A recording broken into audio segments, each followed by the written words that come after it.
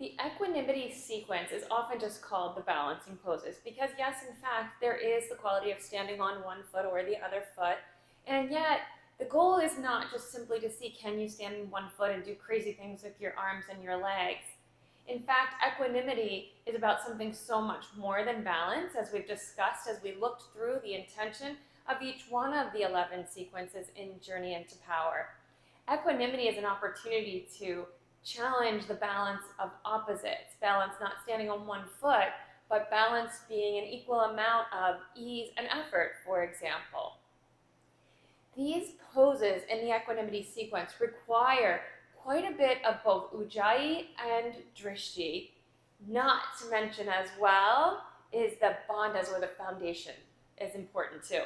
And so this is a turning point in the practice, a place to shift from a lot of building of fire and a lot of doing to bring it into balance with a harnessing of allowing for tapas and vinyasa to be the two of the 5 pillars that start to arise and really create the results of the practice. So these poses, interestingly enough, yes, they're balancing on one foot. Yes, they require a focused gaze and a steady breath and the harnessing of all of the strength of our core, hands, and feet.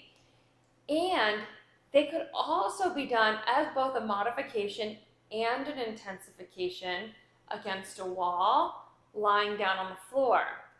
Sometimes people will say to me, this is just a point in practice just where I get a little bit dizzy, and so for that reason they want to lie down on the floor. Or perhaps they've got an injury that they're working with in their own body, and lying on the floor gives them access to the pose. Or if you've never tried it, give it a try, because the floor will tell you so much about where the common defaults are for you in the pose. So eagle pose is the first one of the poses in the equanimity sequence. Eagle pose asks for the right arm to twist under the left, above the elbows, so not down here in the forearms, but up above the elbows, so the elbows can bend and the arms can twist a little bit more, bringing your palm to palm. Now, not everybody can create this twist. You could hold on to the thumb, but you wouldn't want to pull too hard on the thumb. So palm to palm or back of palm to back of palm work well. Also, hugging the shoulders can really work. What you do want to look for is to create the stretching across the upper back of the shoulders. Now, there are a lot of variations to use in the twisted arms. So for example, the elbows can press deep down into the chest. In some styles of yoga, the pressure into the chest is always the way the twisted bound arms are used in eagle pose. A lot of times people share that that's a real helpful place to position the bound arms for people with asthma, for example. So try it for yourself and see what kind of results you get. A common cue is to lift the elbows up to shoulder height and pull the hands just a little bit away from the face. It changes where exactly the stretch is in the shoulders. What that says to me is there's a whole range of where the pose can be interesting in the shoulders and the arms. So I would instruct the group to take the bind as they're able to, press their elbows way down, and slide them up as though their fingers are tracing a line in the air. Slide them up and discover for themselves where it's interesting in their shoulders today. Right about in the center is usually it for me, and probably for a lot of people, and yet our body is different every single day, so it's always good to check in and see where is there something new in the body that can be worked with differently today. Interesting to lift the shoulders up to the ears and move them back to the back of the body. That will create something very different, wholly different, than continuing to round and roll the shoulders forward. In fact, a default really would be the rounding and rolling, and yet there are a million variations of eagle pose alone, and so rounding and rolling may have something to do with some of those variations. The default, or not the default, let's see this. The thing you can rely on the most is always to create from Tadasana.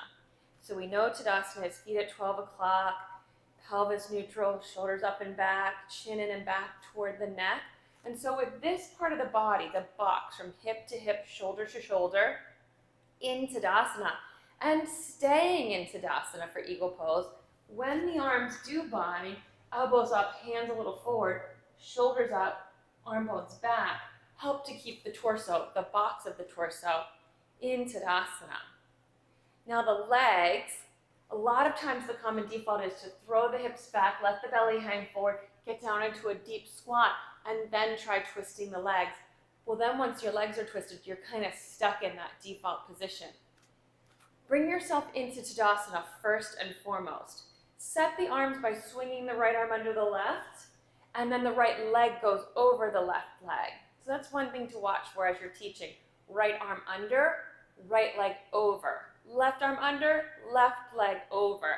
It can be easy to mix all of that up, but that is the order. Right arm under, right leg over. Then when people are a little bit newer to this, it's one of those poses that can really throw off their sense of proprioception, where their body is in space. So it's good as a teacher to have an awareness of, for a newer person, where their arms and legs are going can get really confusing. The squat into chair pose is first, getting back into the heels, squatting down, maintaining the torso. And then the right thigh, you could just lift up onto the tippy toes as a really very first stage beginner step toward the pose. For example, I've trained a man for years who had had both of his knees replaced, and it was a lot to rebuild the strength in his quads. So at first, just squatting was a big step for him. Second, shifting his weight onto one leg and off of the other leg more and more until finally it was all on one leg. It was a very large step. And then adding the twisting. We spent a long time just learning to shift the weight. And so that is a successful leg positioning in eagle pose. Watch for all of those victories for your students. There is a place for everybody in this pose. Additionally, sitting in a wheelchair, one could be seated and lift another leg over the other, even trying to tuck the toes behind the calf muscle and creating the leg bind from there. Let's look at the leg bind. So squatting down, the right thigh crosses as high up over the left thigh as it can. You could begin next by resting toes on the floor or a block, getting used to the twisting, used to the opening of the back of the pelvis, closing of the front of the pelvis, and then finally toes tucked around behind the calf muscle. The toes pointing out the side is the last stage. It's a lot of ankle flexibility, and so not everybody will be able to wrap their toes. There are so many stages of success along the way, so look for the place that provides challenge, takes a person to the edge of their comfort zone, and yet leaves in a place where they can also develop some proficiency. Now, there's a lot to do to be creative with this pose. Easy to do it sitting deep in a chair or up on the edge of a chair. Easy to take this pose against a wall, settling the back of each hip to the wall, each rib to the wall, each shoulder to the wall, and the head to the wall, and then seeing what kind of challenge you create in your arms and your legs. Let's give it a try. So if I come to the wall in Tadasana, hip to hip, rib to rib, shoulder to shoulder, back of the head, feet at 12 o'clock, my feet just a little forward, walk them a little bit more forward, and take my chair pose. And get this sense of a neutral pelvis, my ribs on the wall, my shoulders on the wall, and the back of my head on the wall. And then try the arm bind. Keep working my shoulders up and back, working with the arm bind. You can keep my feet just as they are, or try the leg bind as well. And then I notice, oh, my hips really twist this way as a default in eagle pose. The wall is really telling me a lot about the pose. I could work to draw my right thigh bone back a little bit more and get easier and longer in my left thigh bone. So much to learn, but getting curious and putting your body against the wall. And then very similarly, doing any of these poses from the equanimity sequence on the floor. Let's come down the floor and check this out. The first thing to do for eagle pose on the floor is a neutral pelvis. Ribs on the floor, shoulders on the floor. Then I'll set my legs up. Right leg over the left leg. Maybe I can cross my shins and my foot, maybe not. Then I want to keep this left foot at 12 o'clock, like it's standing against a wall. I could even put my foot against a wall to provide an additional feedback to my foot. And then the arm bones. Now I really notice how my tendency is to round and roll forward when I take this pose.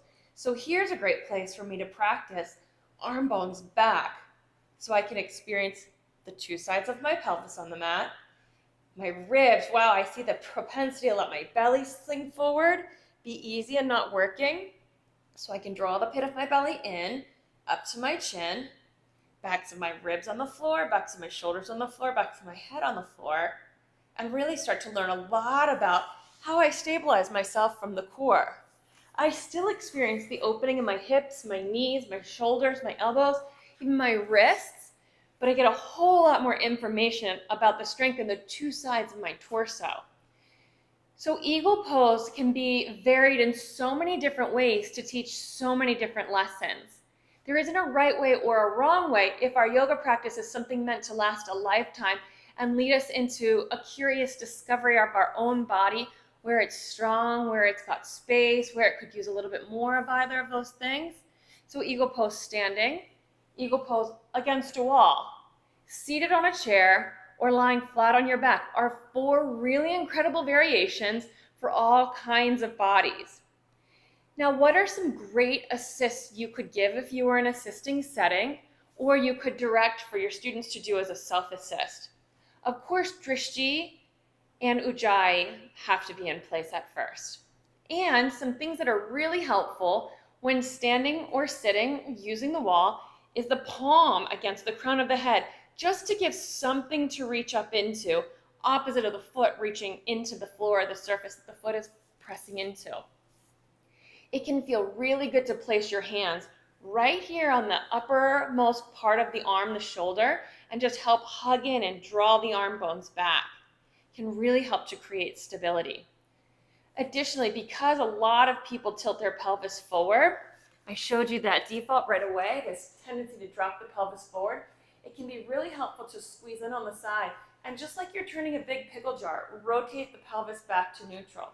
Those are some really helpful assists that could be delivered as a self-assist to offer to your students. Put your palms on either side of your hips and just squeeze in and maintain your neutral pelvis as you squat. Feel free to be creative, realizing your own body where, oh, if I had a little bit of a hand there, some proprioception, realizing where my body was in space, I'd be able to be more curious and make new choices in my own body. Consider that's always the point of assisting, to bring new discovery and new awareness, and then from there you can be creative and generate all kinds of assists.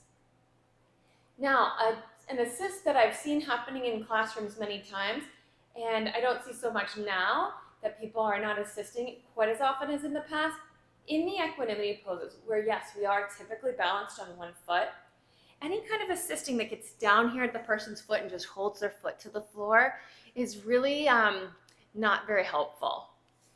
Ideally, you would make your changes and help up here in the center of gravity and let a person manage what's at the floor on their own. It takes away their ability to balance and change, and if they do fall out of the pose, you're right down there and it's easy to kick you. So for that reason alone, it's not really very advisable. But I will show you some assists you could do in the lower part of the leg that can be really effective and doesn't require a lot from you. So the first thing to know is never do it from the side of the leg that's in the air, because of course as you fall, that's the leg that's going to come down and potentially kick you if you are assisting. The cue from True North Alignment that I'll reference here is outer shins in.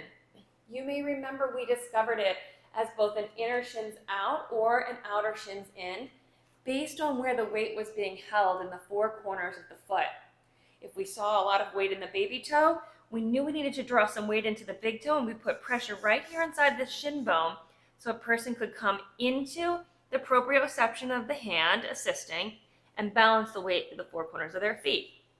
Opposite, if the weight was hanging into the big toe, not so much here in the baby toe, pressing to the outer shins could balance the foot across the whole foot into the baby toe. Either side. So typically for this pose, people's feet are squeezing the floor, toes really curled and clenched against the ground, losing their color, and there's not so much weight into the big toe. So just 2 fingers right here in the shin that they could just bring their attention to, creating a new connection from the brain to the musculature, empowers that student to create a whole new resource of strength and stability in their own body that they can maintain long after you've gone away from the assist. So that's one of my favorites for any of these poses in the equanimity sequence. Just this little bit of attention to the inside of the shin bone. I would sit myself right here and put my fingertips right here. I wouldn't have to put a lot of pressure. That's for the person to bring the pressure to me as the assistant. So the family of movement balancing. Why? Because every one of the balancing poses just continues to say Drishti Ujjayi Bandhas. First 3 of the 5 pillars. They just have to be in place at this point. As a teacher, one of the things I've come to recognize is that if I haven't really established all of those in the practice up until this point, I haven't created it that the group is present, that the group is grounded, the group is working together, they're focused, most people won't be holding their balance at this stage of the game. If we were as a group really successful, then everybody's got it. Right here, balancing, being strong, trying new things. It's really incredible to be in the classroom when that's what's going on. Additionally, in the teaching of this sequence, what I've noticed over the years is teachers maybe move to the back of the room and hide behind the students, or they get very soft in their voice, bringing a very shavasana tone. But you know when you're practicing, your heart rate is high, your focus is intense, and you're doing some of the greatest strength work you'll do in the whole of the practice. So as a teacher, be a leader. Be in front of your students and still commanding their presence with clear instructions that keep them in their breath, in their drishti, and very focused on the pose and discovering what's next for them. This is a really great section of the sequence to leave people empowered and really set up for the whole last half of the practice. So right here at Eagle Pose is where it starts. Now we do 2 sets of Eagle Pose, and there's a space inside of 2 sets for all kinds of exploration. Eagle Pose is a great hip opener. If you take Eagle Pose and you fold it forward, it intensifies the hip opening. And you can go from there creating all kinds of variations to be learned once you've got the basics. Know for now about Eagle Pose. Tadasana in the box of the torso. Legs twisting as much as they will. Arms twisting as much as they will. But the box, it stays neutral. Doesn't come out of neutral into some kind of default. So watch for those defaults in your own body and those of your students. So much to discover when you're doing your skill work, like the tightness test. You're really developing a empowered Tadasana. Watch for how you draw the pit of your belly in and up and lift up your torso. And then the kind of wrapping strength that holds you in that nice height, you need that right here in this pose too. And actually through all of the equanimity poses, those skills learned in that skill work come to play right here in the Eagle Pose. So common cues just to get a person into it: squat down, right arm under the left arm, right leg over the left leg, and then deal with whatever is present in the room from there.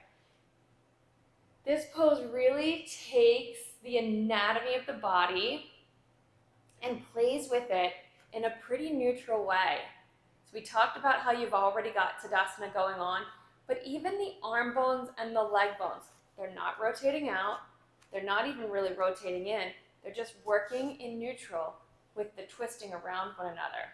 So discover for yourself which muscles are stretching and which bones are working to support this pose. This is a really fun one, it's exciting, and it leads to all kinds of new things for the whole rest of the practice to come afterwards. Great chance to play with the ability to stay focused and be moving from side to side, right arm, left arm, drishti on a spot, or really slowing down and holding it for a long time. Discover it for yourself and discover it for your students. This is Garudasana, the Eagle Pose.